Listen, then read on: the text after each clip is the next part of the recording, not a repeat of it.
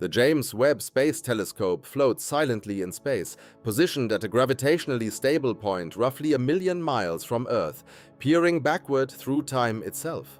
Since its deployment, this extraordinary instrument has fundamentally altered our understanding of the cosmos in ways that would have seemed impossible just a few years ago. What it's revealing challenges not merely the details of our cosmological models, but the very foundations upon which we've built our theories about how galaxies form, grow, and populate the universe.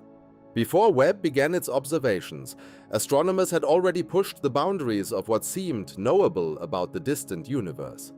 The Hubble Space Telescope had given us the deep field images, those remarkable photographs that transformed a seemingly empty patch of sky into a tapestry containing thousands upon thousands of galaxies. Each time Hubble pointed at what appeared to be darkness and stared long enough, more galaxies emerged from the void. These observations led to estimates suggesting the universe contains somewhere between 100 billion and 200 billion galaxies, each one a gravitationally bound collection of stars, gas, dust, and dark matter stretching across thousands or even hundreds of thousands of light years. That number alone staggers the imagination. If you tried counting galaxies at a rate of 1 per second, working without sleep or pause, you'd need more than 3,000 years to count to just 100 billion. Every one of those galaxies contains its own population of stars, in potentially numbering in the hundreds of billions themselves. The multiplication becomes almost absurd, spiraling into numbers so vast they lose meaning to human intuition. We live on a planet orbiting one star among 200 billion in our galaxy, which is itself one galaxy among hundreds of billions in the observable universe.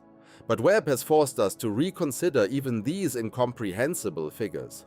The telescope's infrared vision, far more sensitive than anything that came before, can detect light that has been stretched by the expansion of space itself across more than 13 billion years of cosmic history. Light that left its source as ultraviolet or visible wavelengths arrives at Webb's mirrors transformed into infrared, red-shifted by the universe's relentless expansion. This capability allows Webb to observe galaxies that formed when the universe was merely a few 100 million years old, still in what cosmologists call the cosmic dawn. What Webb sees in those ancient epochs confounds expectations. Galaxies appear in abundance, far more numerous than models predicted. They're not the small, irregular, primitive structures that theory suggested should dominate the early universe. Instead, its many display surprising sophistication, with masses approaching or even exceeding that of our present-day Milky Way, organized into structures that seem to require billions of years to assemble, yet existing when the universe itself was less than 1 billion years old. This discovery represents more than just a numerical adjustment to our senses of cosmic objects. It strikes at the heart of our understanding about how structure emerges from the nearly uniform conditions that followed the Big Bang. According to the standard model of cosmology, the universe began in an extraordinarily hot, dense state approximately 13.8 billion years ago. In the first moments, it was a roiling plasma too hot for even atoms to exist. Protons and electrons couldn't bind together because thermal energy kept them flying apart, and photons scattered constantly off free electrons, making the early universe opaque to light. As expansion continued and temperatures dropped, atoms finally formed in an event known as recombination, occurring about 380,000 years after the Big Bang. Suddenly transparent, the universe released the radiation we now detect as the cosmic microwave background, that faint afterglow of creation that pervades all of space. This radiation appears remarkably uniform, varying in temperature by only about 1 part in 100,000 across different directions. Those tiny variations represent quantum fluctuations from the very earliest moments, stretched by cosmic inflation to astronomical scales. From these minute density differences, structure gradually grew.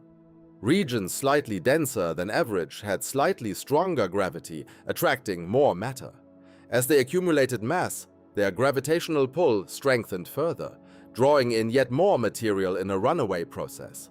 Dark matter played an essential role in this process. Comprising roughly 85% of the universe's matter, dark matter interacts only through gravity, ignoring the electromagnetic forces that cause ordinary matter to heat up and resist compression. And this allowed dark matter to begin clumping together earlier than normal matter, creating gravitational wells into which gas could fall. The first stars probably ignited when the universe was somewhere between 100 and 200 million years old, forming inside these dark matter concentrations. These primordial stars would have been massive, perhaps hundreds of times the mass of our Sun, burning ferociously and dying quickly in spectacular supernovae that scattered the first heavy elements into space. Groups of these early stars would have gathered into proto-galaxies, small irregular systems that theory suggests should gradually merge together over hundreds of millions of years, building larger galaxies through a hierarchical assembly process. This theoretical framework made clear predictions. Early galaxies should be small, is irregular and relatively rare. The universe simply hadn't had enough time for gravity to pull together the enormous quantities of matter needed to build massive galaxies. Furthermore, the process of galaxy assembly should be messy and prolonged. Computer simulations showed merging proto-galaxies interacting chaotically, their gas heating and turbulent, their star formation proceeding in fits and starts. Mature structures with organized spiral arms or smooth elliptical profiles should require billions of years to develop. Webb's observations paint a different picture. Looking back to when the universe was only 500 million years old, the telescope finds galaxies with stellar masses reaching tens of billions of times the mass of the Sun. Some appear to have formed their stars in intense bursts much earlier, meaning their stellar populations were already ancient when the universe itself was in its infancy. The sheer number density of these massive systems exceeds theoretical predictions by factors of several to 10 times, depending on exactly which models and time periods you compare. Astronomers initially met these observations with skepticism. Perhaps the measurements were wrong. Or determining the distance to extremely remote galaxies requires careful analysis of their light's spectral distribution. The amount of redshift, the stretching of wavelengths caused by cosmic expansion, tells you how far away and how long ago you're observing. But photometric redshift estimates, based on brightness measurements through different filters, can sometimes be fooled. A cool nearby object might masquerade as a hot distant one. Some suspected the early Webb results might suffer from such contamination, with closer dusty galaxies being mistaken for distant pristine ones. Follow-up spectroscopy, which spreads light into its component wavelengths and identifies specific atomic emission lines, has largely confirmed the distances. The galaxies really are as far away and as old as the initial observations suggested. Yet they truly existed when the universe was only a few % of its current age, and they genuinely possess masses and structures that shouldn't be possible so early according to conventional understanding. The implications ripple through cosmology. If galaxies assembled their mass much faster than models predict, something about our understanding of the early universe must be incomplete. Perhaps star formation was far more efficient in the early cosmos than we've assumed. Modern galaxies convert only a small percentage of their available gas into stars, with various feedback processes disrupting and heating gas before it can collapse into stellar nurseries. Supernova explosions blast material back out into space. Radiation from massive stars heats surrounding gas, increasing its pressure and resisting further collapse. In the present universe, these processes mean galaxy growth is relatively slow and inefficient, but the early universe was different in important ways. The gas was pure hydrogen and helium, pristine material unmarked by the nuclear fusion of previous stellar generations. Without heavy elements, the gas couldn't cool as efficiently through certain radiative processes. But it also formed different kinds of stars. The feedback processes may have operated differently. Perhaps the first generations of stars were more massive and formed more rapidly, building up galactic masses faster than occurs today. If so, our models need significant revision to incorporate these effects. Another possibility involves dark matter itself. The standard cold dark matter model assumes these mysterious particles move slowly relative to cosmic expansion, allowing them to clump together efficiently at all scales. But if dark matter has properties slightly different from what we've assumed, its clustering behavior might change in ways that allow structures to form faster. Perhaps dark matter particles interact with each other through forces we haven't yet discovered.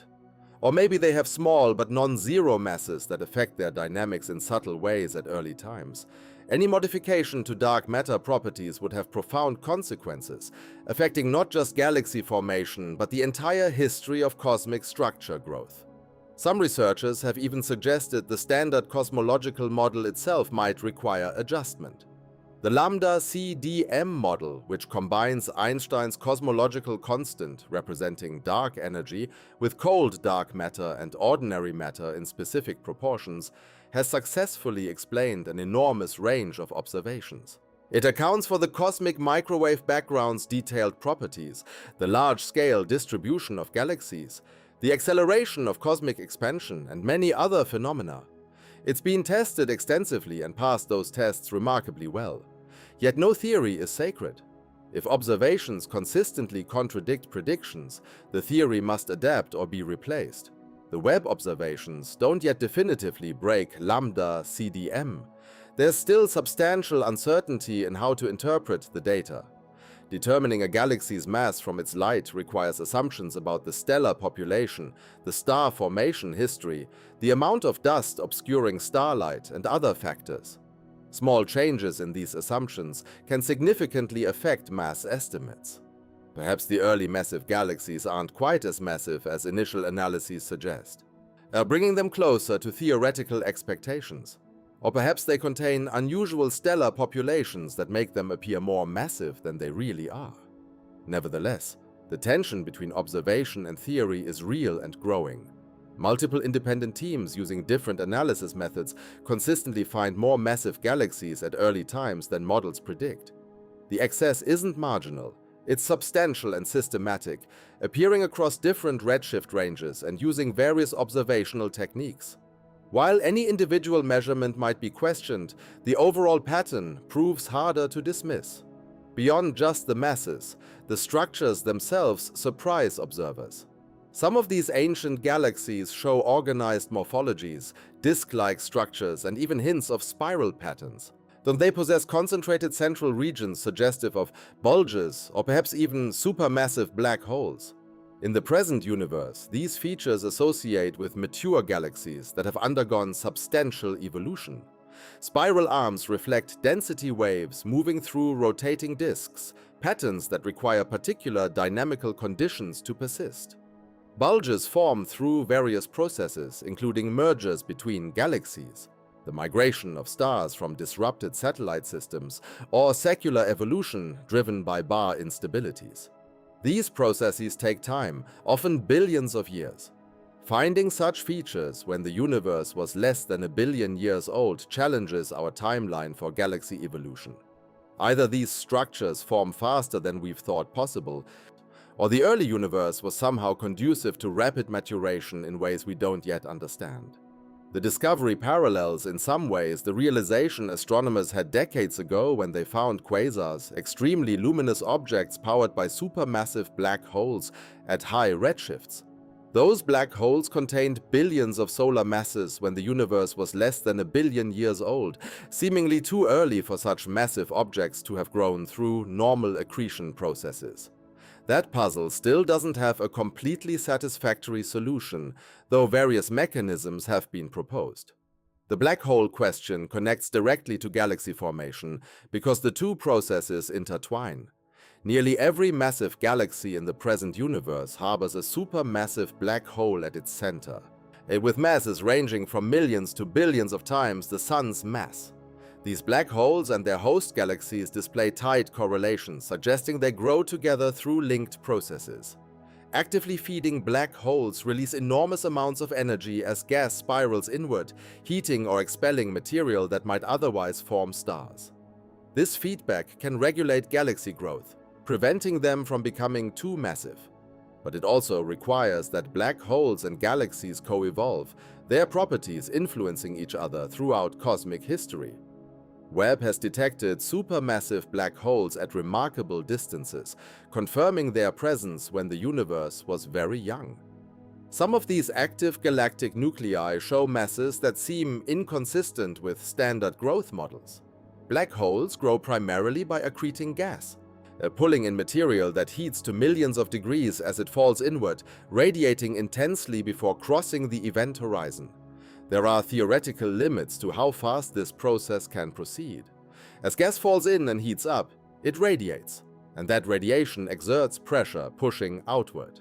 When the inward pull of gravity equals the outward push of radiation pressure, you reach the Eddington limit, a maximum accretion rate for a black hole of given mass. Starting from a stellar mass seed black hole formed by the collapse of a massive star, perhaps 30 or 40 times the mass of the Sun, and accreting at the Eddington limit constantly, a black hole needs several 100 million years to reach a billion solar masses. Yet Webb finds billion solar mass black holes when the universe is only a few 100 million years old. Or either they started from much more massive seeds, somehow forming from direct collapse of enormous gas clouds rather than stellar remnants, or they accreted faster than the Eddington limit allows, perhaps through super-Eddington accretion in particularly dense environments, or they grew through mergers with other black holes as their host galaxies collided. Each possibility raises further questions. Direct collapse black holes require very specific conditions. Gas clouds that can avoid fragmenting into stars while collapsing to extreme densities. Such conditions might have been rare, making this an unlikely explanation for the numerous massive black holes Webb observes. Super-Eddington accretion sounds appealing, but has unclear mechanisms. How does gas continue to fall in, despite the intense radiation trying to blow it away? Or perhaps geometrical effects help, with inflowing material shielded from radiation by opaque regions. Or maybe magnetic fields play a role in channeling gas inward. Mergers could contribute, but require that multiple black holes form close together in time and space, then find each other and coalesce rapidly. The cosmic dawn period, those first few 100 million years after the Big Bang, emerges as far more complex and active than previously imagined. Rather than a slow, gradual lighting up of the first stars and the leisurely assembly of small protogalactic clumps, the era witnessed vigorous star formation, rapid mass assembly, and the swift emergence of structures we'd associated with mature systems.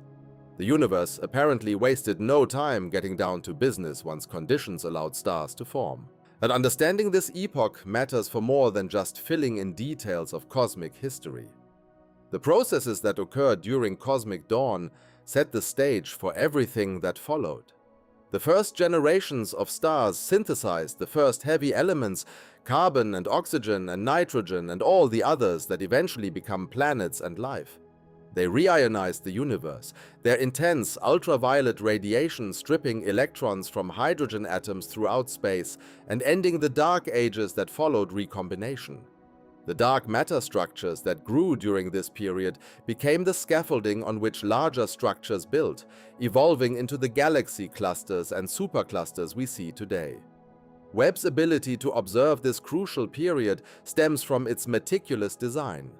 Operating primarily in infrared wavelengths from about 0.6 of a micron to 28 microns, the telescope captures light that left distant sources in the ultraviolet and visible, but has been stretched by cosmic expansion into the infrared. The degree of stretching tells astronomers the distance. Light from a galaxy observed at a wavelength of 2 microns that was emitted at a wavelength of 2,000 angstroms has been redshifted by a factor of 10, corresponding to a look-back time of about 13 billion years, when the universe was roughly 600 million years old. To detect such faint ancient light requires extraordinary sensitivity. Webb's primary mirror spans 6.5 meters in diameter, composed of 18 hexagonal segments coated with gold to optimize infrared reflection. This large collecting area gathers enough photons from dim, distant sources to produce usable spectra and images, but the telescope must be kept cold. Very cold, because warm objects emit infrared radiation that would swamp the faint signals from space. A sunshade the size of a tennis court protects the telescope from solar radiation, maintaining the instruments at temperatures around 40 degrees above absolute zero. At these frigid temperatures, thermal emission from the telescope itself becomes negligible, allowing detection of incredibly faint cosmic infrared sources. The telescope's instruments work together to analyze incoming light in various ways. NIRCam, the near-infrared camera, captures images at wavelengths from about 0.6 to 5 microns, revealing galaxy structures and distributions. NIRSpec. The near-infrared spectrograph can simultaneously capture spectra of hundreds of objects, spreading their light into component wavelengths and revealing detailed information about composition, temperature, motion, and distance. MIRI, the mid-infrared instrument, extends observations to longer wavelengths where warm dust glows, tracing regions of intense star formation shrouded in obscuring material. NIRIS, the near-infrared imager and slitless spectrograph, provides additional spectroscopic capabilities particularly useful for studying faint distant objects. Together, these instruments give astronomers unprecedented power to probe the early universe, but raw data requires careful processing and interpretation. Photons from distant galaxies must be distinguished from foreground contamination, cosmic rays, and instrument artifacts. Redshifts must be measured precisely, either photometrically from brightness ratios through different filters, or spectroscopically from identified emission or absorption lines. Masses must be inferred from stellar population models. Complicated fits involving assumptions about star formation history, stellar ages, metallicity, and dust extinction. Each step introduces uncertainty. Different research teams using slightly different methods can reach somewhat different conclusions from the same data. This normal scientific process plays out as papers appear, debates unfold at conferences, and gradually a consensus emerges from many independent analyses. The Webb findings regarding abundant massive galaxies at early times have now been confirmed by multiple teams using different approaches, as lending confidence that the effect is real even if the precise numbers remain somewhat uncertain. The revised estimates for the total number of galaxies in the universe stem partly from these detections of previously invisible early populations. Hubble could detect galaxies out to certain distances but missed fainter or more distant systems. Webb's greater sensitivity reveals galaxies Hubble couldn't see, increasing the census. But the count also rises because of a more complete understanding of how galaxy numbers change over cosmic time. Early in the universe's history, galaxies were more numerous but smaller on average. As time progressed, mergers combined these smaller systems into larger ones, reducing the total number while increasing average galaxy mass. Current estimates, incorporating Webb data, suggest the observable universe contains somewhere between 200 billion and 2 trillion galaxies, with the uncertainty reflecting both observational limitations and definitional questions about what exactly counts as a galaxy versus a dwarf satellite or a protogalactic fragment. The exact number perhaps matters less than the realization that the universe's richness and complexity extend far beyond what any previous telescope could reveal. Every advance in observational capability uncovers new depths of structure, new populations of objects, new phenomena that demand explanation. The instruments aboard James Webb possess capabilities that earlier generations of astronomers could scarcely imagine. Its primary mirror, composed of 18 hexagonal segments coated with gold, spans more than 6 meters in diameter, offering a collecting area vastly larger than Hubble's. This enormous mirror gathers faint photons that have traveled across billions of light years, allowing the telescope to peer into regions of space that remained effectively invisible to previous observatories. The gold coating serves a specific purpose beyond mere aesthetics, optimizing reflection in the infrared portion of the spectrum where Webb conducts most of its observations. Light from the most distant galaxies arrives at Earth shifted dramatically toward the red end of the spectrum, stretched by the expansion of space itself during its long journey. This redshift transforms ultraviolet and visible light emitted by young stars in ancient galaxies into infrared wavelengths by the time the photons reach our instruments. Webb's position at the second Lagrange point, roughly 1.5 million kilometers from Earth in the direction opposite the Sun, provides an exceptionally stable observing platform. At this gravitational balance point, The telescope maintains its position relative to Earth with minimal fuel consumption, while its massive sun shield keeps the instruments at temperatures cold enough to detect faint infrared signals without interference from thermal noise. The sun shield itself represents an engineering marvel, a multi-layered structure roughly the size of a tennis court that blocks radiation from the Sun, Earth, and Moon, maintaining the instruments at temperatures approaching 40 Kelvin. This frigid environment enables Webb's detectors to register the feeble infrared glow from galaxies that existed when the universe was merely a few 100 million years old. Among the most startling early results from the telescope came observations of galaxies displaying a level of maturity and organization that seemed inconsistent with their extreme youth. These structures appeared not as chaotic assemblages of gas and dust beginning to coalesce, but rather as surprisingly well-formed galaxies with distinct morphologies, active star formation, and in some cases even signs of evolved stellar populations.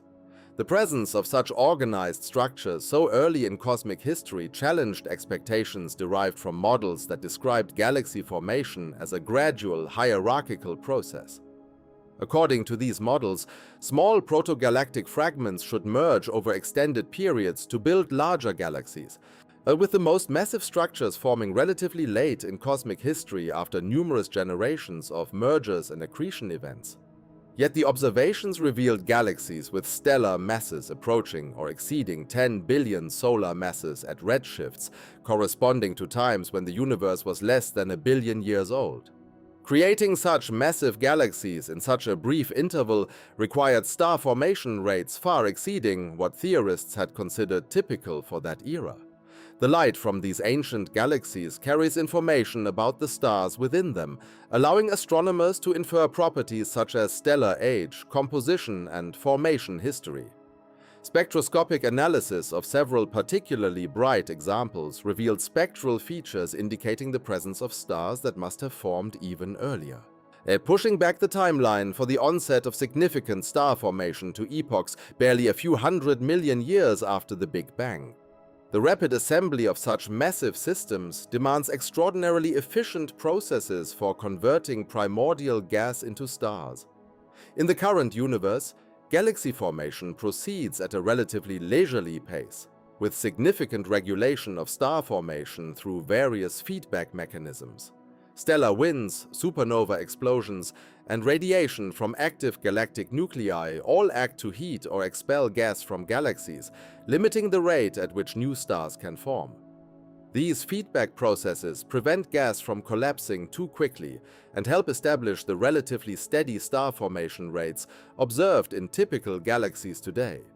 But the early universe apparently operated under different conditions, and with less efficient feedback and perhaps different modes of gas accretion that allowed for much more rapid stellar mass assembly.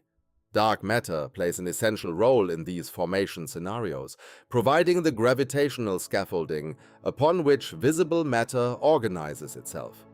The cosmic web of dark matter filaments began forming shortly after the Big Bang, with quantum fluctuations from the inflationary epoch seeding tiny density variations that gravity subsequently amplified. Dark matter, unaffected by radiation pressure and electromagnetic forces, could clump together earlier and more efficiently than ordinary matter, creating gravitational potential wells into which baryonic matter later fell. These dark matter halos served as the sites where the first galaxies formed, capturing hydrogen and helium gas that cooled, condensed, and ignited into stars. The distribution of dark matter shapes galaxy formation in profound ways. Computer simulations that model the growth of cosmic structure show dark matter, forming a complex network of filaments, sheets, and nodes, with the densest concentrations occurring at the intersections where multiple filaments meet. These nodes became the preferred locations for galaxy formation, and indeed, observations reveal that galaxies tend to cluster along filamentary structures that trace the underlying dark matter distribution. The early universe contained smaller, less massive dark matter halos than exist today, which according to hierarchical formation models should have hosted correspondingly smaller proto-galaxies. The discovery of surprisingly massive galaxies at high redshifts suggests either that dark matter halos grew more massive more quickly than expected, or that the efficiency of converting baryonic matter into stars was higher in the early universe than current models predict. Measurements of galaxy clustering at different epochs provide clues about the evolution of dark matter structure. Galaxies separated by particular distances exhibit correlations in their properties, reflecting the fact that they formed in regions with similar density characteristics. By comparing clustering patterns at different redshifts, astronomers can trace how the cosmic web evolved over time and how galaxies populated the dark matter scaffolding. Webb's ability to detect faint galaxies at high redshifts enables these clustering studies to extend to earlier epochs than previously possible, potentially revealing whether the dark matter distribution evolved in ways consistent with current cosmological models. The nature of dark matter itself remains one of physics' great unsolved mysteries. Multiple lines of evidence confirm its existence and roughly quantify its abundance, accounting for approximately 85% of all matter in the universe. Observations of galaxy rotation curves, gravitational lensing measurements, cosmic microwave background fluctuations, and large-scale structure formation all independently require dark matter to explain the observed phenomena. Yet despite decades of increasingly sensitive searches, no experiment has definitively detected dark matter particles through their interactions with ordinary matter. The leading theoretical candidate, weakly interacting massive particles, would possess masses perhaps tens or hundreds of times that of a proton and would interact with normal matter only through gravity and possibly the weak nuclear force. Underground detectors designed to catch the rare occasions when such particles collide with atomic nuclei have so far returned null results, placing increasingly stringent limits on the properties dark matter particles can possess. Alternative candidates include axions, much lighter particles originally proposed to solve certain problems in quantum chromodynamics, but which could also serve as dark matter if produced in sufficient quantities in the early universe. Primordial black holes. Formed in the extreme conditions shortly after the Big Bang, rather than through stellar collapse, represent another possibility, though various observational constraints severely limit the mass ranges and abundances that such objects could possess while remaining consistent with what we observe.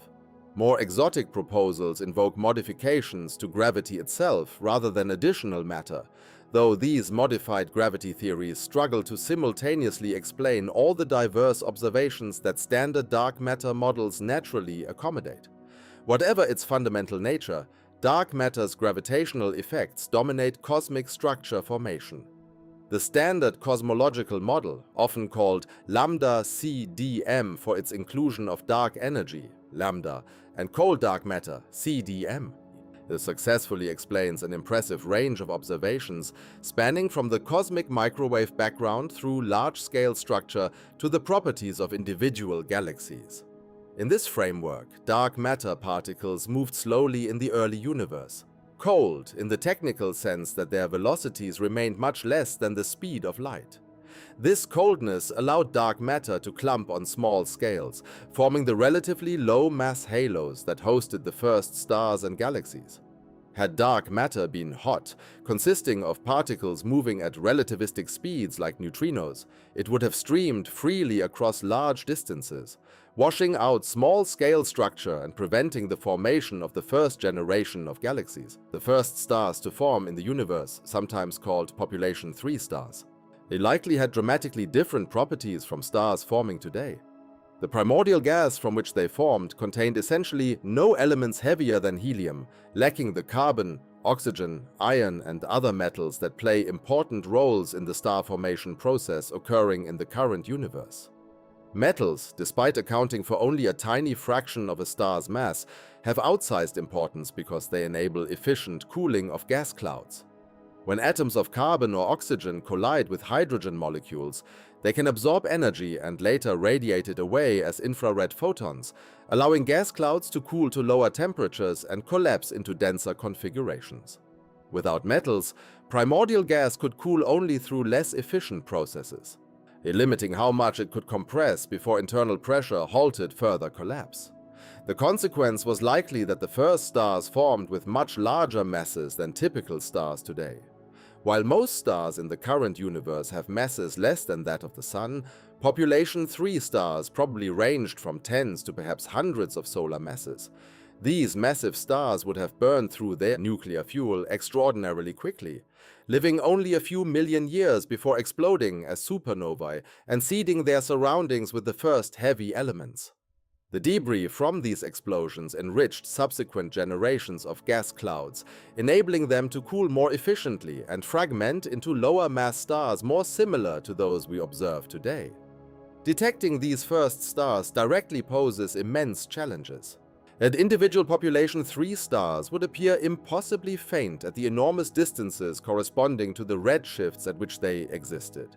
However, if they typically formed in massive configurations, they might have produced luminous explosions when they died, either as pair instability supernovae for the most massive examples, or as energetic hypernovae that could briefly outshine entire galaxies.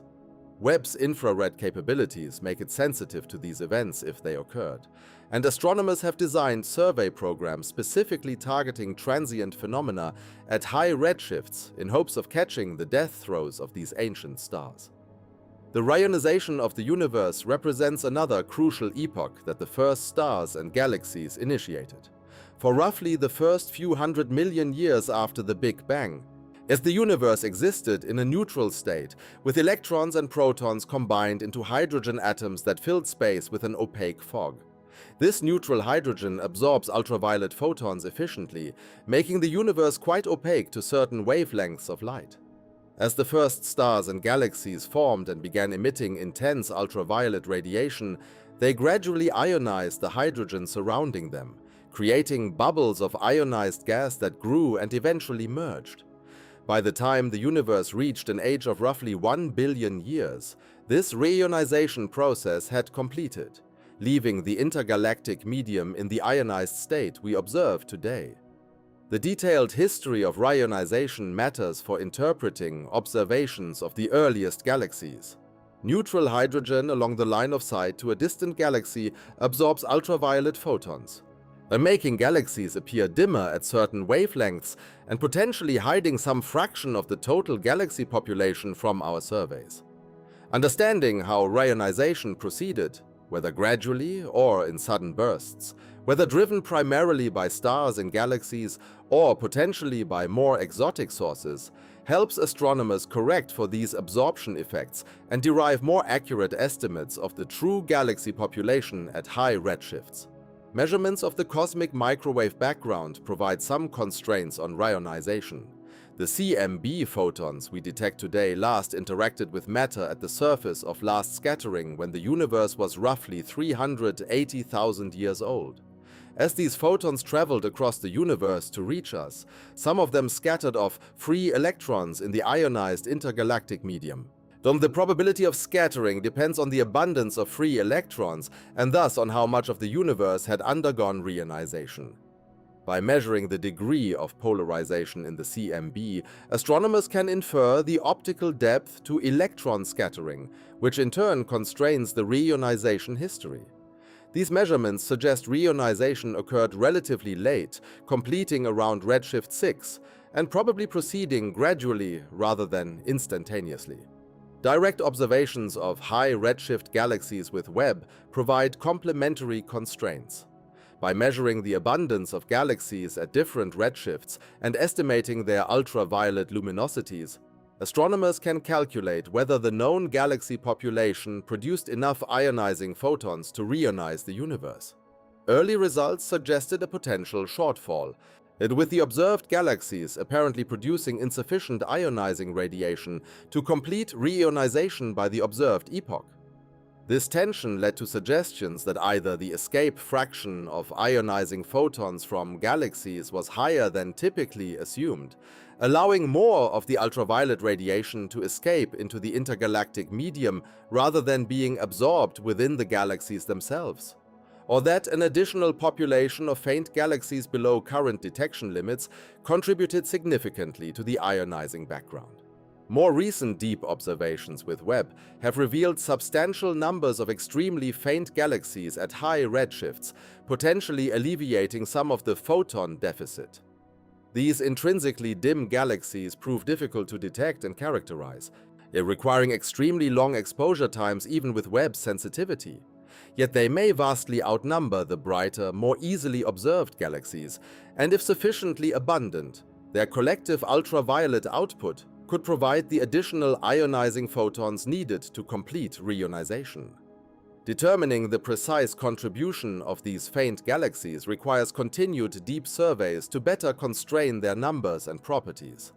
The chemical composition of high redshift galaxies offers insights into their formation histories and the processes occurring within them. When stars form and evolve, nuclear fusion in their cores transmutes hydrogen and helium into heavier elements.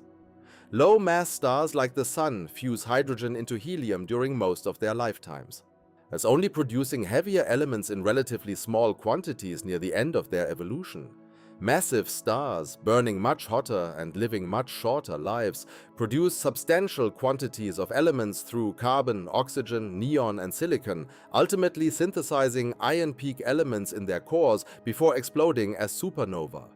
These explosions eject the newly synthesized elements into the surrounding interstellar medium, enriching the gas from which subsequent generations of stars form. Different nucleosynthesis pathways produce elements at characteristic ratios, providing signatures that can reveal which types of stars dominated the enrichment of a given galaxy. For instance, supernovae from massive stars produce substantial amounts of oxygen relative to iron, while Type 1a supernovae, thought to result from exploding white dwarfs in binary systems, generate iron-rich ejecta with relatively less oxygen. By measuring the oxygen-to-iron ratio in a galaxy, astronomers can infer which supernova types contributed most to its chemical enrichment and thus constrain its star formation history. Spectroscopic observations with Webb enable measurements of chemical abundances in high redshift galaxies through the detection of emission lines from ionized gas. When ultraviolet radiation from hot stars ionizes the surrounding gas, atoms and ions emit characteristic wavelengths of light as electrons cascade down through different energy levels. The strengths of these emission lines depend on the abundances of the various elements, allowing astronomers to determine metallicities and abundance patterns. Early results revealed that some high redshift galaxies already possessed substantial metal enrichment, and with abundances reaching significant fractions of the solar value, despite existing only a few 100 million years after the Big Bang. This rapid chemical evolution indicates intense star formation activity in the preceding period, consistent with the high stellar masses inferred from other observations. The morphologies of early galaxies provide additional clues about their formation processes. Galaxies in the nearby universe typically display relatively regular structures, classified historically into types such as spirals with their distinctive disk shapes and rotating arms, ellipticals with their smooth, spheroidal light distributions, and irregulars lacking clear organizational patterns. Galaxy morphology correlates with other properties such as stellar age, star formation rate, and gas content, and with spirals generally hosting ongoing star formation in their disks, while ellipticals contain mostly old stars with little current star-forming activity. At high redshifts, morphological classification becomes more challenging due to the faint, often clumpy appearance of early galaxies and the effects of cosmological dimming and angular size reduction that make it difficult to resolve internal structure.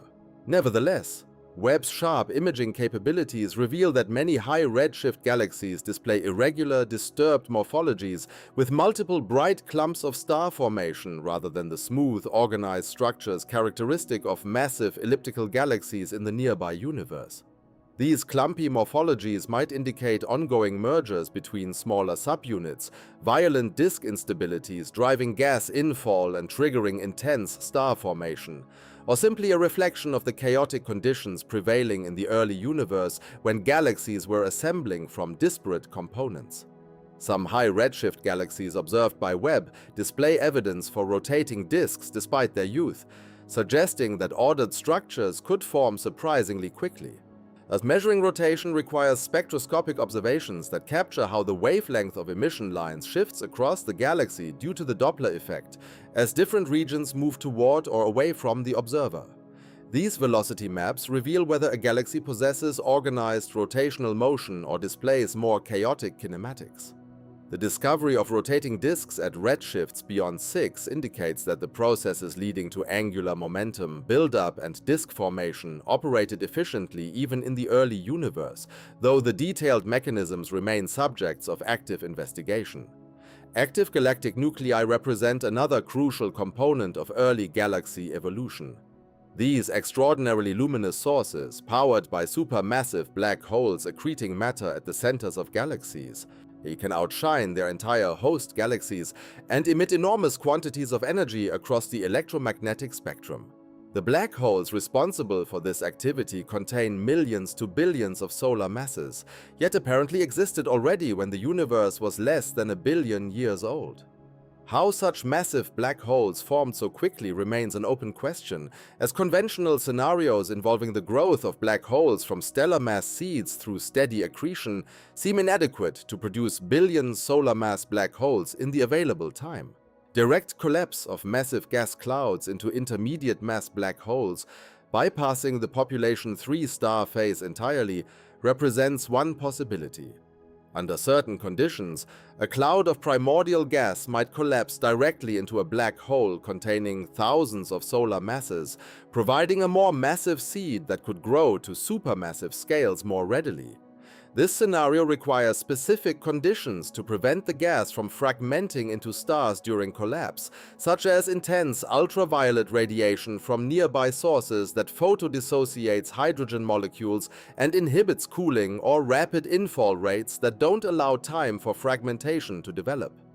Alternatively, the first black holes might have grown through super-Eddington accretion, pulling in matter faster than the classical Eddington limit permits. This limit arises because radiation pressure from photons generated during accretion pushes outward on infalling material, eventually balancing the inward gravitational pull and regulating the accretion rate. However, various geometries and physical conditions could potentially allow temporarily higher accretion rates, enabling faster black hole growth. Some theories propose that the first black holes experienced repeated episodes of super-Eddington growth during particularly gas-rich phases, punctuated by quiescent periods when fuel supplies dwindled. The masses of supermassive black holes in the present universe correlate tightly with properties of their host galaxies, particularly the stellar velocity dispersion in the galactic bulge. This correlation suggests that black hole growth and galaxy evolution proceed in coupled fashion, as with feedback from the active galactic nucleus regulating star formation in the surrounding galaxy and vice versa. Establishing whether similar correlations existed in the early universe helps constrain formation models. If high redshift quasars hosted black holes that were overly massive relative to their host galaxies compared to local correlations, this might indicate that black holes formed or grew more rapidly than their host galaxies in the early universe, with the correlations developing only later as the systems co-evolved. Measuring black hole masses in high redshift quasars typically relies on reverberation mapping techniques or virial methods that relate the velocity of gas moving near the black hole to its gravitational potential. Broad emission lines from ionized gas show widths of thousands of kilometers per second, indicating that the emitting gas orbits close to the black hole where velocities approach significant fractions of the speed of light.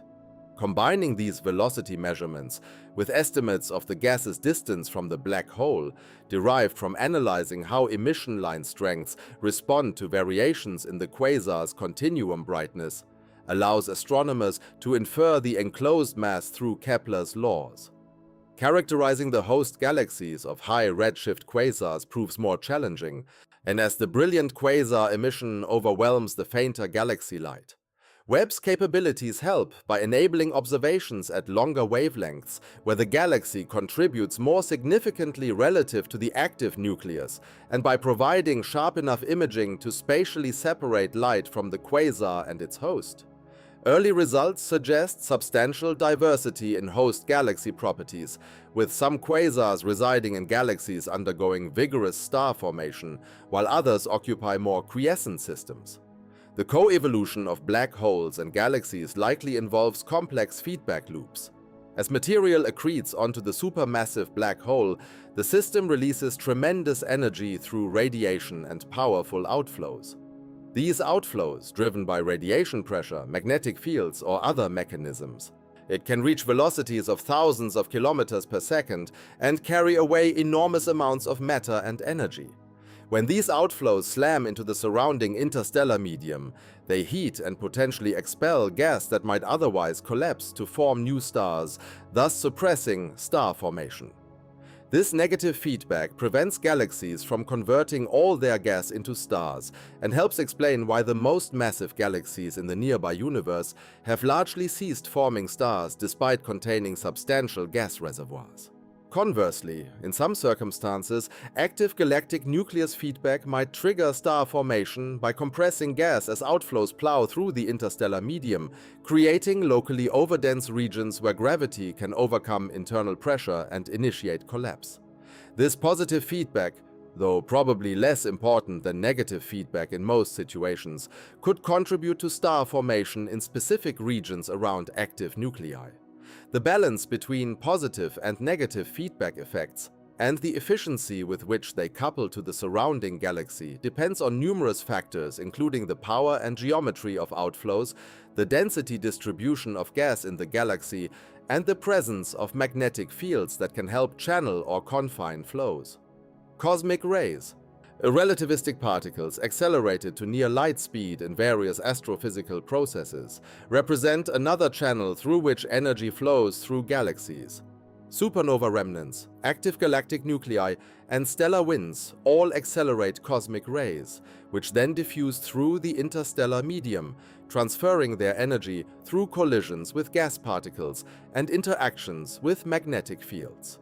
The pressure exerted by cosmic rays can become dynamically significant in some galaxies, affecting how gas behaves and potentially driving galactic winds that remove material from the system. Measuring cosmic ray populations in high redshift galaxies proves extremely difficult with current technology, but understanding their role may prove important for developing complete models of galaxy evolution. Magnetic fields pervade galaxies and play roles in numerous processes, from star formation to the propagation of cosmic rays to the generation and collimation of jets from active galactic nuclei. How magnetic fields originated in the early universe and achieved the strengths observed in nearby galaxies remains incompletely understood. Primordial magnetic fields might have existed on cosmological scales with extremely low strengths, subsequently amplified by various dynamo processes as galaxies formed and evolved. Alternatively, magnetic fields might have been generated during rionization, or even later during galaxy formation through battery effects and other electromagnetic processes. Once present, turbulent motions in the interstellar medium can amplify and maintain magnetic fields through dynamo action, converting kinetic energy of gas flows into magnetic energy. The properties of dust in high redshift galaxies surprised many astronomers, with substantial dust masses detected through infrared emission in galaxies existing less than a billion years after the Big Bang. Dust grains, microscopic particles composed primarily of carbon and silicates formed from elements synthesized in stars, play important roles in the interstellar medium despite accounting for only roughly 1% of its mass. And dust absorbs ultraviolet and optical light from stars, heating up and re-radiating the energy at infrared wavelengths. This reprocessing has significant consequences for observations, as a substantial fraction of star formation in dusty galaxies occurs hidden behind obscuring dust and becomes visible primarily at infrared wavelengths. The rapid appearance of dust in the early universe indicates that stars must have synthesized and expelled heavy elements into the interstellar medium very early, consistent with the high metallicities observed in some high redshift galaxies.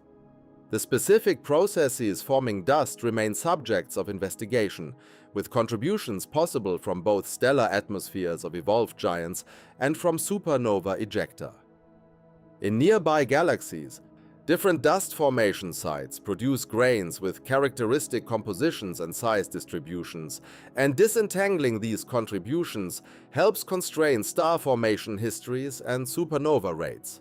Gravitational lensing by foreground structures provides a powerful tool for studying faint or distant galaxies that would otherwise remain undetectable. When light from a background galaxy passes near a massive foreground object such as a galaxy cluster, the foreground mass distorts spacetime and bends the light rays, creating multiple distorted images of the background source. This lensing effect can magnify the background galaxy's brightness by factors of 10 or more, effectively providing a natural telescope that brings otherwise invisible objects into view. Webb has observed numerous gravitationally lensed systems. Using the magnification to reveal details of high redshift galaxy structure and to detect intrinsically faint objects that couldn't be seen without the lensing boost. The gravitational lensing observations have revealed galaxies at redshifts exceeding 13, corresponding to times when the universe was only a few 100 million years old. At such epochs, astronomers had expected to find mainly small proto-galaxies in the early stages of assembly, but some of the lensed systems show surprisingly well-organized structures. One particular lensed galaxy observed by Webb appears to contain a spiral pattern at a redshift of around 10, suggesting that ordered rotation and disk formation can occur far earlier than models had predicted. But the existence of such organized structures pushes back the timeline for when galaxies can settle into stable configurations, implying that the processes governing angular momentum and gas dynamics must operate efficiently even in the chaotic environment of the early universe. The magnification from gravitational lenses also allows astronomers to study the stellar populations within these early galaxies in greater detail. By analyzing the spectrum of a lensed galaxy, researchers can identify absorption and emission features that reveal the presence of different elements and the ages of stellar populations. Some lensed galaxies show signs of multiple bursts of star formation, indicating that even in the first billion years, galaxies experienced episodic cycles of activity rather than smooth, continuous growth.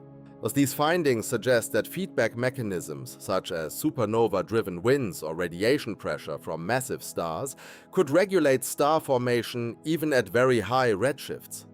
The interplay between gas accretion, star formation, and feedback appears to be a universal feature of galaxy evolution across cosmic time. Beyond individual galaxies, Webb's observations are shedding light on the large-scale structure of the universe during its formative period. The distribution of galaxies across the sky is not random, but follows a cosmic web of filaments and nodes shaped by the underlying distribution of dark matter. In the nearby universe, this web is clearly visible through large galaxy surveys that map millions of galaxies. Webb is now beginning to trace this structure at high redshifts, revealing how the cosmic web emerged from the nearly uniform conditions of the early universe. The first overdensities that would eventually grow into galaxy clusters can be identified as regions where early galaxies appear to cluster together. These protoclusters represent the seeds of the most massive structures in the present-day universe, and studying them provides insight into how dark matter halos merge and grow over time. One particularly striking protocluster identified by Webb contains more than a dozen massive galaxies within a relatively small volume, all at a redshift of around 7.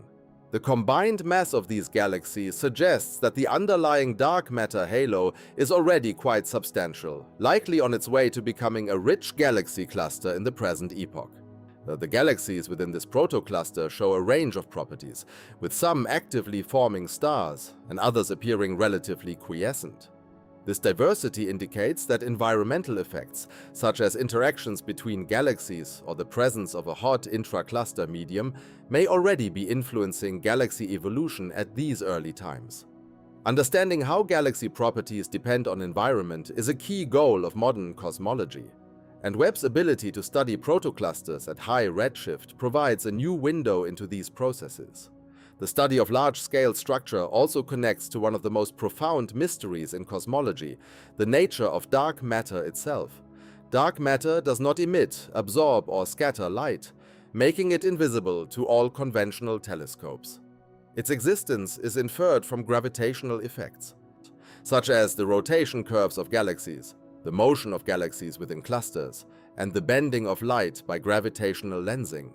On cosmological scales, dark matter provides the gravitational scaffolding that allows normal matter to collapse and form galaxies. Without dark matter, the slight density fluctuations in the early universe would not have grown quickly enough to produce the structures we see today.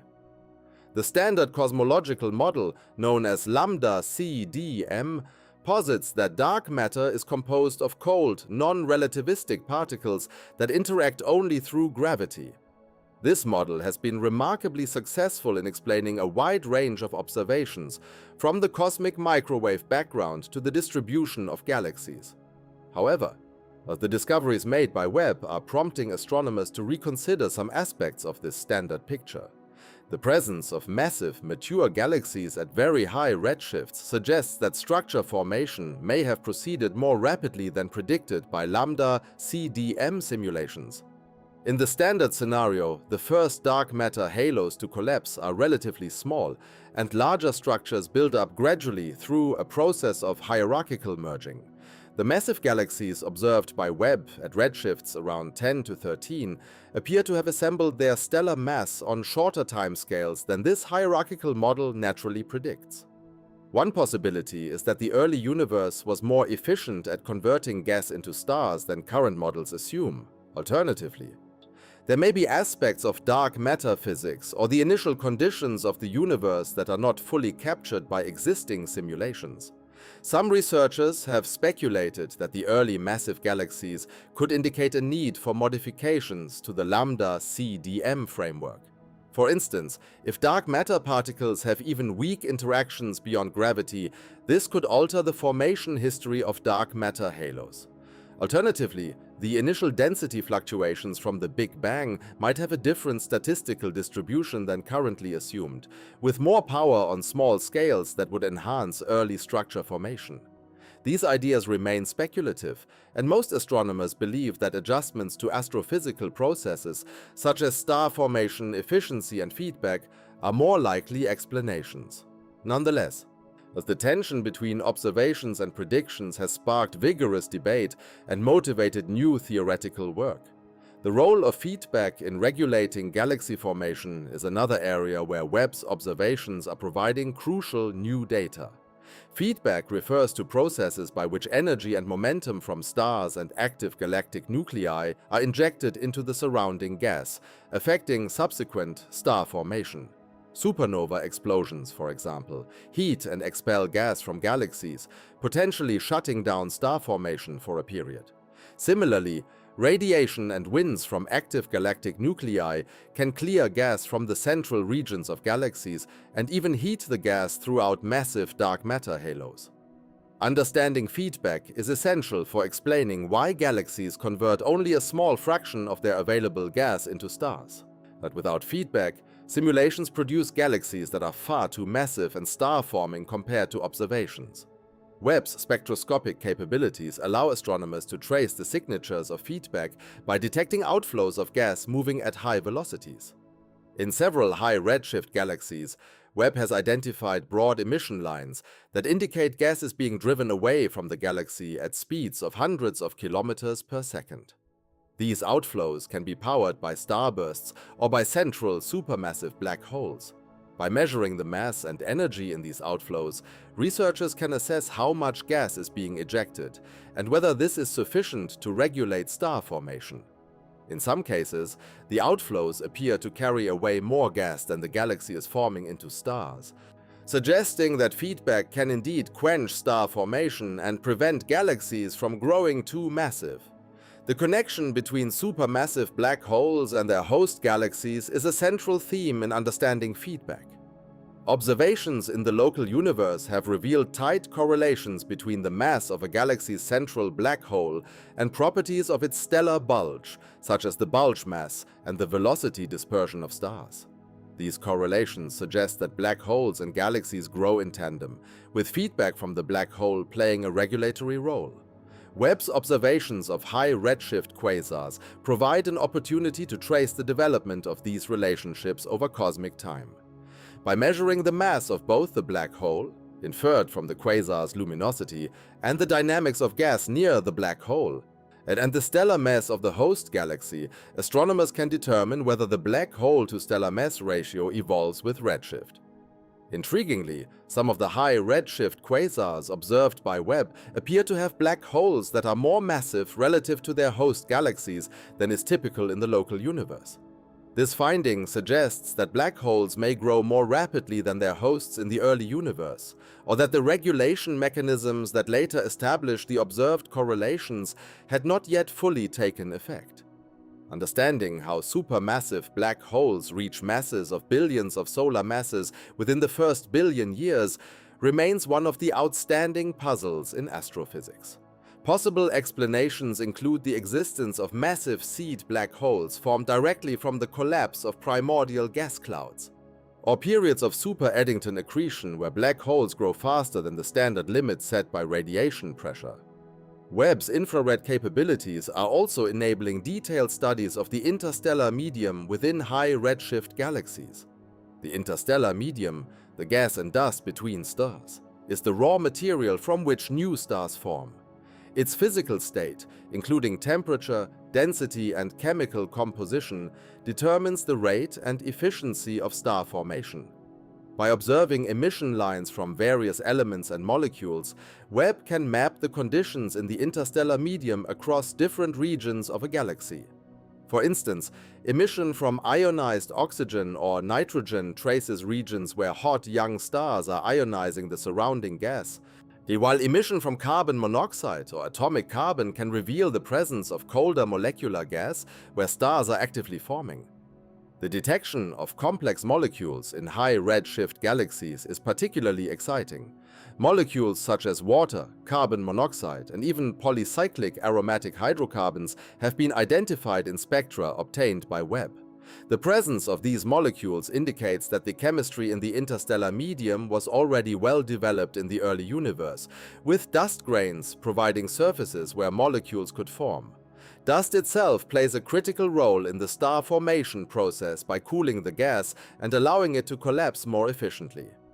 The observation of significant dust masses in galaxies at redshifts above 10 implies that dust production, primarily through supernova explosions and the winds of evolved stars, must have occurred very rapidly. This rapid dust production is consistent with the idea that early galaxies experienced intense bursts of star formation that quickly enriched the interstellar medium with heavy elements and dust. The chemical enrichment history of galaxies is closely tied to their star formation history. Each generation of stars processes hydrogen and helium into heavier elements through nuclear fusion, and these elements are then dispersed into the interstellar medium when stars explode as supernovae or shed their outer layers. Over time, the metallicity of a galaxy, defined as the abundance of elements heavier than helium, increases. Measuring the metallicity of high redshift galaxies provides a direct probe of how much star formation has occurred and how efficiently the products of stellar nucleosynthesis are mixed throughout the galaxy. Webb's spectroscopy can measure metallicity by comparing the strengths of emission lines from different elements. Some early galaxies observed by Webb show surprisingly high metallicities, suggesting that they have already undergone significant chemical evolution despite their young age. The diversity in metallicity among high redshift galaxies also hints at variations in their star formation histories. Some galaxies may have experienced continuous star formation since their formation, steadily building up their metal content. Others may have had episodic bursts of star formation with periods of quiescence in between. Yet is the metallicity distribution within a galaxy, which can be spatially resolved in some cases using Webb's imaging spectroscopy, provides clues about how gas flows and mixes within the galaxy. Regions with lower metallicity may represent fresh gas accreting from the intergalactic medium, while regions with higher metallicity indicate areas where multiple generations of stars have formed and enriched the gas. The intergalactic medium itself, the vast expanse of gas that fills the space between galaxies, is another critical component of cosmic structure. In the early universe, the intergalactic medium was initially neutral hydrogen, left over from the recombination epoch shortly after the Big Bang. As the first stars and galaxies formed, they began emitting ultraviolet radiation capable of ionizing hydrogen. This process, known as reionization, transformed the intergalactic medium from neutral to ionized over a period spanning several 100 million years. Understanding when and how reionization occurred is a major goal of high redshift astronomy, and Webb is providing key observational constraints. One way to study reionization is by observing the spectra of distant quasars, whose light passes through the intergalactic medium on its way to us. Neutral hydrogen in the intergalactic medium absorbs light at specific wavelengths, creating a forest of absorption lines in the quasar spectrum known as the Lyman alpha forest. By analyzing the amount of absorption, astronomers can infer the fraction of neutral hydrogen along the line of sight. Webb has observed quasars at redshifts where reionization is thought to be ongoing or recently completed, and the data show significant absorption, indicating that pockets of neutral hydrogen still existed at those times. These observations suggest that reionization was a patchy and extended process, with some regions ionized earlier than others, depending on the local density of star-forming galaxies. Another approach to studying reionization is to measure the properties of the galaxies responsible for producing the ionizing radiation. The total ionizing photon output from a population of galaxies depends on the number of massive stars they contain, the escape fraction of ionizing photons from the galaxies, and the rate at which new stars are forming. Webb's observations of high redshift galaxies are providing estimates of these quantities. By detecting emission lines that trace star formation, such as the hydrogen-Balmer lines or forbidden lines from ionized oxygen, astronomers can measure the star formation rate. Comparing the observed number of galaxies and their star formation rates to models of reionization allows researchers to assess whether the known galaxy population is sufficient to reionize the universe, or whether additional sources such as faint galaxies below Webb's detection limit are required. The escape fraction of ionizing photons is particularly difficult to measure because the ionizing radiation, with wavelengths shorter than that of Lyman alpha, is absorbed by neutral hydrogen within the galaxy itself and in the intergalactic medium. However, indirect methods, such as analyzing the ratio of different emission lines or detecting small amounts of ionizing photon leakage, can provide estimates. And some galaxies observed by Webb show characteristics consistent with high escape fractions, such as compact morphologies and strong emission from highly ionized species. These galaxies may represent an important class of reionization sources, capable of leaking substantial amounts of ionizing radiation into the surrounding intergalactic medium. The transition from a neutral to an ionized intergalactic medium had profound effects on galaxy formation. Ionizing radiation can heat the gas in small dark matter halos to temperatures where the gas pressure is sufficient to prevent collapse, effectively shutting down star formation in low-mass systems. This process, sometimes called photoheating feedback, may explain why the smallest dark matter halos do not contain visible galaxies in the present-day universe. But by studying the abundance and properties of low-mass galaxies at high redshifts before and after reionization, Webb can test models of how photoheating affects galaxy formation. Preliminary results suggest that there is a population of very faint galaxies at redshifts above 10, indicating that star formation in small halos was possible before reionization was complete. The overall timeline of reionization, based on current observations, suggests that the process began when the universe was a few 100 million years old and was largely complete by the time the universe was about 1 billion years old, corresponding to a redshift of around 6. However, the details remain uncertain. Different probes, such as the cosmic microwave background polarization measured by the Planck satellite and the Lyman alpha damping wing seen in quasar spectra, provide somewhat different constraints. Webb's observations are helping to refine the picture by directly identifying the sources of ionizing photons and tracing the state of the intergalactic medium at various redshifts. The goal is to construct a comprehensive model of reionization that accounts for all available data and explains how the first galaxies transformed the universe from dark and neutral to transparent and ionized. As we consider the implications of Webb's discoveries for our understanding of cosmic evolution, the sheer scale of the universe becomes even more staggering. The number of galaxies, now estimated to be in the hundreds of billions or even trillions, represents a census that includes objects spanning an enormous range of masses, sizes, and evolutionary states. Each galaxy is itself a complex ecosystem, containing billions or trillions of stars, vast reservoirs of gas and dust, and a central supermassive black hole. The interactions between these components, mediated by gravity, radiation, and fluid dynamics, give rise to the rich diversity of galaxy types we observe. The fact that massive, mature galaxies existed when the universe was less than 1 billion years old challenges our intuition about how long it should take to build such systems. The standard picture of hierarchical structure formation, where small objects merge to form larger ones over time, seems to require fine-tuning or additional processes to match the observations. This tension is driving astronomers to re-examine their assumptions about star formation efficiency, the role of dark matter, and the initial conditions set by cosmic inflation. It's possible that we are witnessing the limits of our current models, where the approximations and simplifications used in simulations break down when pushed to the extreme conditions of the early universe. Dark matter remains central to all of this.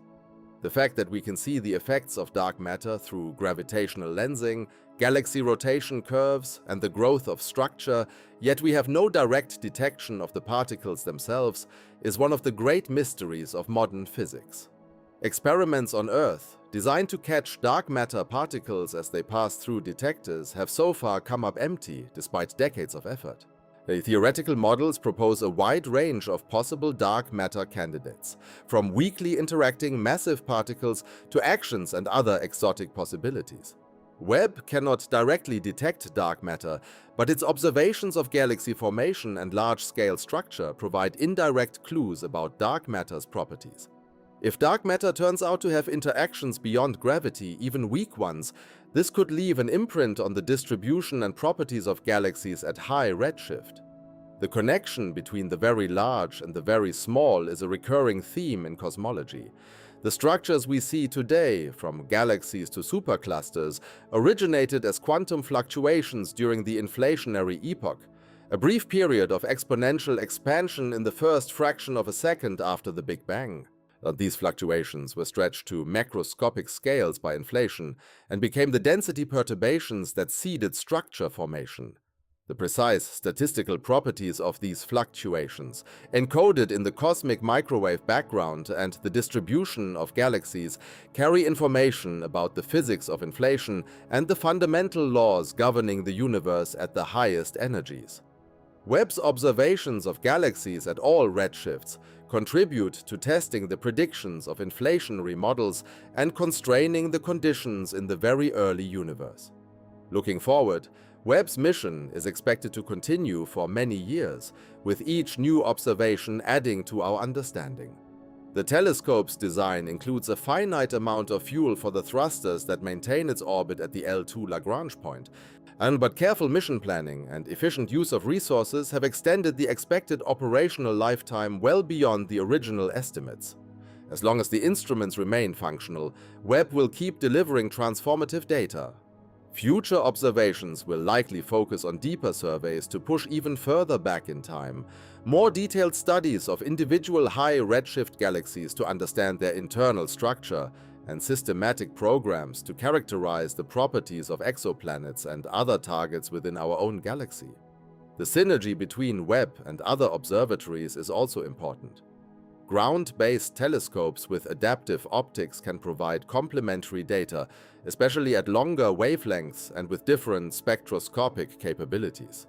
Radio observatories like ALMA, the Atacama Large Millimeter Array, that can observe the cold dust and molecular gas in high redshift galaxies, providing information about the raw material for star formation. X-ray telescopes can detect the signatures of active galactic nuclei and supernova remnants, tracing energetic processes that affect galaxy evolution. By combining data from multiple wavelengths, astronomers can build a more complete picture of how galaxies form and evolve. The human element in all of this is worth reflecting on. The James Webb Space Telescope is the product of decades of effort by thousands of scientists, engineers, and technicians from multiple countries. The technical challenges were immense. From developing the mirror segments and their precise alignment system, to designing instruments that could operate at cryogenic temperatures and creating the sun shield that protects the telescope from solar radiation. The successful deployment and commissioning of Webb stand as a testament to what can be achieved through sustained collaboration and dedication. The discoveries being made are the result not just of advanced technology, but of human curiosity and the desire to understand our place in the universe. For those of us following these discoveries, there's a sense of living through a remarkable moment in the history of astronomy. Just as the Hubble Space Telescope transformed our view of the universe in the 1990s and 2000s, Webb is now opening a new chapter.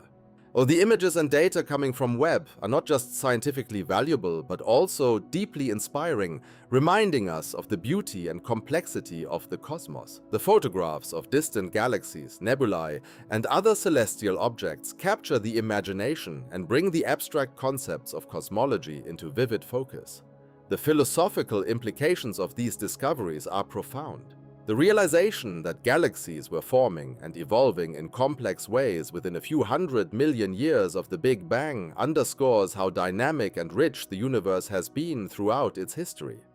The timescales involved are almost incomprehensible, with billions of years separating the early universe from the present day, yet the physical laws governing these processes are the same ones we can study in laboratories on Earth. The universality of physics, the idea that the same fundamental forces and particles operate everywhere, is both humbling and empowering. It means that by studying distant galaxies, we're learning about the same underlying reality that shapes our own existence. The question of how common life might be in the universe is also informed by these discoveries. The rapid formation of heavy elements in the early universe, as evidenced by the metallicity of high redshift galaxies, means that the building blocks of planets and potentially life were available relatively early. The diversity of exoplanets discovered by various missions and now being studied in detail by Webb suggests that planetary systems are common around stars. Whether life has arisen elsewhere remains unknown. But the sheer number of galaxies and stars increases the statistical likelihood that the conditions for life have occurred multiple times. Webb's observations of exoplanet atmospheres are a first step toward identifying biosignatures, chemical indicators that could point to biological activity. The future of cosmology and astrophysics is bright, with many unanswered questions driving continued research. What is the nature of dark matter and dark energy? How did the first stars form, and what were their properties? What are the mechanisms that regulate star formation in galaxies across cosmic time? How do supermassive black holes form and grow, and what role do they play in shaping their host galaxies? How did the first heavy elements form, and how were they distributed throughout the universe? Each of these questions is being addressed by observations from Webb and other facilities, and each answer raises new questions, continuing the cycle of discovery. The story of the universe, as revealed by the James Webb Space Telescope, is one of constant change and evolution. From the nearly smooth conditions shortly after the Big Bang, the universe has developed into a rich tapestry of structures spanning all scales, from planets to superclusters. Galaxies, the fundamental building blocks of this cosmic architecture, have themselves evolved dramatically over time, with the earliest examples showing surprising maturity and complexity. The interplay between dark matter, normal matter, and energy in various forms has shaped this evolution, creating a universe that is far more interesting and intricate than the simple expanding fireball it once was. As we continue to analyze the data from Webb and plan future observations, we're reminded that our understanding is always provisional, subject to revision as new evidence comes in. The history of astronomy is filled with surprises, Well, from the discovery of the expanding universe to the detection of dark energy, and Webb's discoveries are adding new chapters to that history.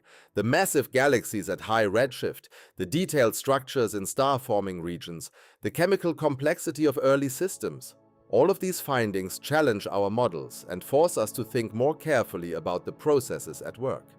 The universe revealed by Webb is a place of immense age and scale, filled with countless galaxies, each containing billions of stars.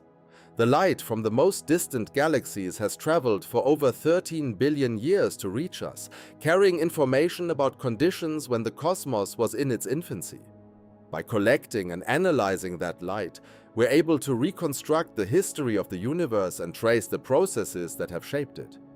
The fact that we can do this at all, that photons emitted by ancient galaxies can cross the vastness of space and be captured by a telescope orbiting 1,000,000 miles from Earth, is itself a remarkable achievement. The emotional response to these discoveries is as important as the scientific insights. There's wonder in seeing a galaxy that formed when the universe was a fraction of its current age, or in contemplating the scales of time and space involved, and a kind of existential humility in recognizing our tiny place in such an enormous cosmos. At the same time, there's pride in human ingenuity, in our ability to design instruments capable of revealing these distant realms and to develop theoretical frameworks that make sense of the observations.